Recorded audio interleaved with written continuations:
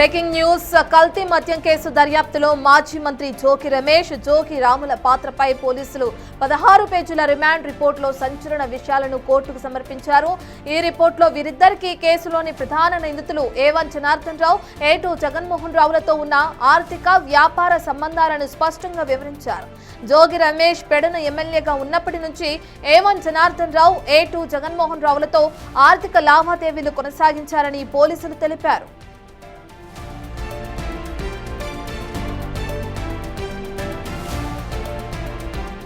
మాజీ మంత్రి జోగి రమేష్, ఆయన సోదరుడు జోగి రాములకు నకిలీ మద్యం ప్రధాన నిందితుడు జనార్దన్ రావు సహాయ సహకారాలకు ప్రతిఫలంగా 3 నుంచి 5 లక్షల చొప్పున డబ్బు చెల్లించినట్లు సిట్ దర్యాప్తులో తేలింది. ఇదే విషయాన్ని రిమాండ్ రిపోర్టులోనూ పేర్కొన్నారు. నకిలీ మద్యం దందాకు అండగా ఉన్నందుకు రమేష్ ఆదేశాలతో జనార్దన్ రావు ఒకేసారి 4 లక్షలు, మరోసారి 5 లక్షలు చొప్పున మొత్తం 9 లక్షలను జోగి రాముకు నేరుగా అందించినట్లు గుర్తించారు. జోగి రమేష్ మద్దతుతోనే జనార్దన్ రావు తక్కువ ధరకు మద్యం కొని వేరే బాటిళ్లలో నింపి విక్రయించడం, నకిలీ తయారీ కేంద్రాలు ఏర్పాటు చేయడం చేశారు.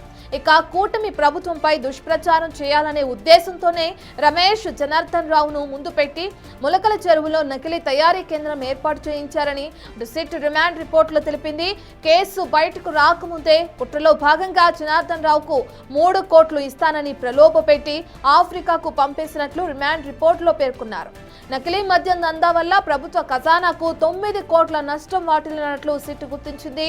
జోగి రమేష్, రాము తీవ్ర ఆర్థిక నేరానికి పాల్పడ్డారని, విచారణకు సహకరించనందున సాక్షులను ప్రభావితం చేసే ప్రమాదం ఉన్నందున వారిని కస్టడీకి తీసుకోవాలని అధికారులు కోర్టును కోరారు.